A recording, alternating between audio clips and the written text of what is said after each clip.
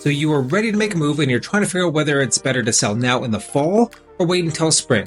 But you're also worried about whether you should buy first or sell first, as that's a very real thing, as you don't want to be homeless living in your in-laws' basement with your kids forever. So what you need to do first is understand whether it's better to buy first or sell first. And that's a very personal conversation based off the decision where you are buying, where you are selling, and the type of homes you're dealing with in the transactions. So if that's you, let's chat a little bit more. If you don't know me, I'm Scott McDowell. I run a real estate team here in Kamloops. If you're looking to make a move or have any questions about the market, I have my contact information in the description below, and same with our email address. Reach out to me anytime. Happy to help you out as well. But for today's video, let's assume that you are able to sell your home at any time and there's simply no strings attached. So what's better, fall of 2024 or spring of 2025? The plan for today is to understand what season is possibly going to be the best based off of the style of your home and whether it's an apartment, townhouse, or a single family house here in Kamloops. We have so many other factors impacting our market today, so let's uncover that first. There are a lot of outside forces impacting the market right now.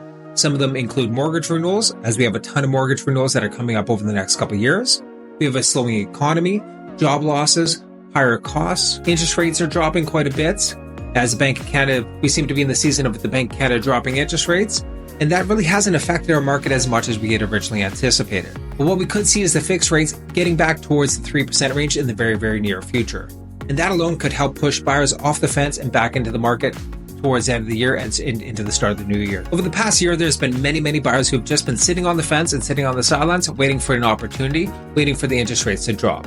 So maybe they own a property, maybe they don't. Maybe they just might not be ready to be jumping into the market. The other outside factor is longer days on market due to an influx of supply and options for active buyers in the market. And as always, we have an outside influence of out-of-town buyers coming up from the coast that probably sold their home for quite a bit more money than what they're purchasing for here today. At the end of the day, as inventory increases, that lessens the pressure on buyers to pull the trigger today. So all these items, all these things are impacting our market. And if one of them drastically changes, the trajectory of our market could easily shift. One thing to remember is that these factors are all fluid.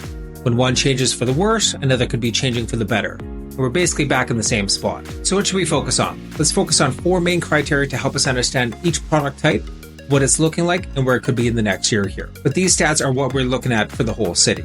I'm not taking into account your price, your location, your neighborhood factors when it comes to the quality of your home and what you're selling. So if you want to truly understand what's happening specific to your home, make sure you reach out. Again, my email contact is right here. My contact links are in the description. Send me some information about your address, a few details on your home, and we'll get you sorted out based off the data that we're going to look at right here today. The 4 factors that we're going to be using here are the following: demand, benchmark price, current supply, and future demand. So by understanding all 4 of these items, we'll get a good picture of where we are at, where we could be in the near future here, and other factors that are played to help you decide, is it better to sell now or in 2025? All right, let's start with condos and apartments. The current demand for the condo and apartment is sitting at 4.67 months supply of inventory. So you got to remember, when we are talking about months supply of inventory, anything between 0 and 3 is a seller's market. Anything between 3 and 6 is a balanced market. Anything above 6 is a buyer's market. So with the apartments sitting at 6.76, they're essentially recently been pushed into a buyer's market right now. And how's that been trending? Well, over the past couple months here, we've seen the trend quite a bit higher over the past couple months here. This same time last year, that was actually 4.21 in a solid balanced market. Again, at 6.76, we're quite a bit in a buyer's market right now for condos. Now let's talk about the benchmark price trend. Since the start of the year, we've actually seen a downward trend in the benchmark price for the apartment sector. Back in March, we saw a benchmark price of $388,000, and currently we're sitting just above $367,000. My team and I, we noticed this firsthand as we actually had a unit listed in Aberdeen that sold for $376,000 back in June. Later that month, or in the next couple months here, we actually listed the exact same unit, the exact same view, the exact same floor level, and we basically couldn't even buy a showing in this August and September range. So what really caused this? And that's actually pretty straightforward, is the supply has been trending up. Overall inventory has jumped 38% since the same time in September of 2023. Much of that does include a lot of the new development that is happening around Kamloops. You drive down Toronto, you see apartment blocks going up everywhere.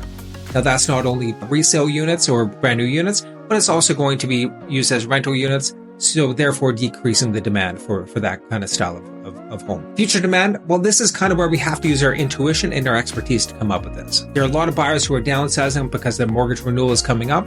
They want something a little bit less maintenance. So they're probably going to be likely downsizing from their single family house, from their townhouse into an apartment. Other buyers who are entering into the market and need to purchase their first house is typically an entry-level product, which is like in a condo or an apartment building like this. So what we're seeing for condos and apartments is that there is some demand, probably a little bit less demand than we've seen over the more recent years because we have so much more inventory.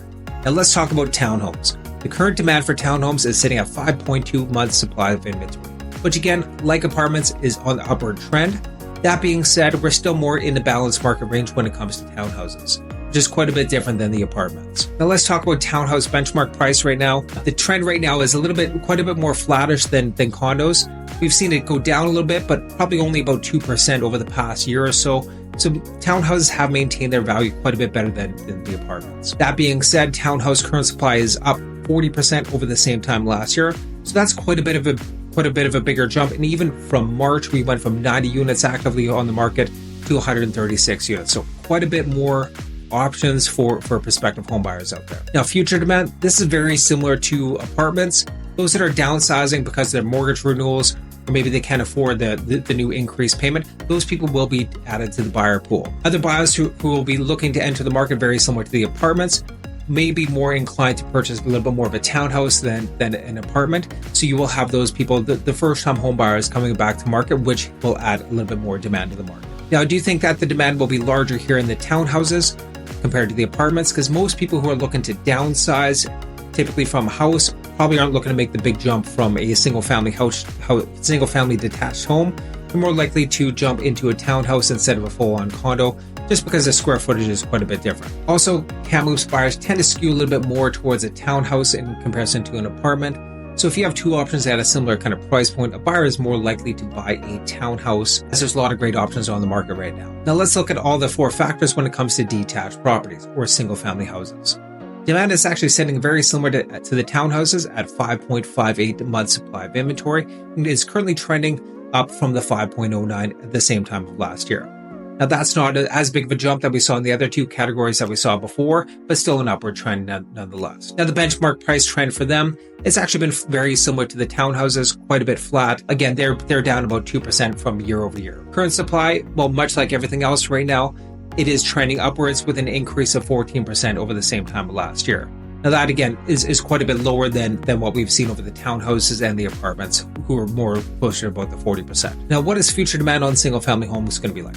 A lot of that is actually going to depend on how well the lower levels of entry-level kind of homes, the condos, the townhouses. A lot of buyers end up moving up from a townhouse into their next house, whether it's a growing family, maybe they made some money on their townhouse over the past couple of years. But those people tend to go from a townhouse at maybe $500,000 into maybe that $600,000 or $700,000 price range. So the lower end kind of entry level price point for single family homes remains quite hot in comparison to maybe say the higher price points. The other week we actually did have a multiple offer situation on a house up in Aberdeen. We had 4 offers and the home did sell over list price. But then again, at that same time, we had a very similar type of listing at a similar kind of price point.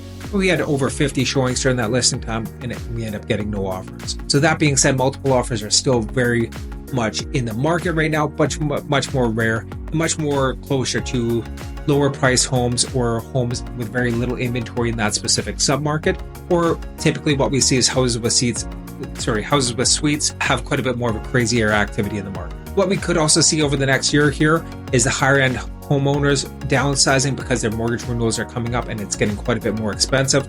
As you go up into the higher price points, obviously an increase of interest rate could dramatically increase their monthly mortgage payment. So we could start to see a little bit more inventory build up in the higher price points as people try to downsize their payments. Ultimately, when the interest rate does come down, we could see those are the people who basically couldn't afford their monthly cost before now jumping into the market. So this is where we start to see the first-time home buyers back. As the interest rates come down, now they can actually afford to get into the market. One thing that we're actually starting to see back again a little bit more as well is we're starting to see the return of the investor. The monthly payments are starting to make more sense because of the lower interest rates. So you're starting to see the investor client come back to the market. Again, the investor type of buyer tends to skew more in the lower kind of price points. The houses with suites in that kind of $500,000, $600,000, $700,000 range or entry-level townhouses and condos. At the end of the day, if you're choosing to sell in fall or the spring, it's really essentially up to you and your current situation. There can be a lot of benefit in selling in fall and winter, as is much less competition. I was actually at a market evaluation this morning where there was actually no comparable homes in this very popular area and popular price range. For that specific seller, the time to sell for him may be now. But if you're looking to sell and there's an abundance of listings and there really aren't many homes that are moving, it may be worth to see what happens with spring with the lowering interest rates. Everybody is different, so make sure you reach out to me, discuss what's best for you and your family. Thanks again for tuning in. Have a great day.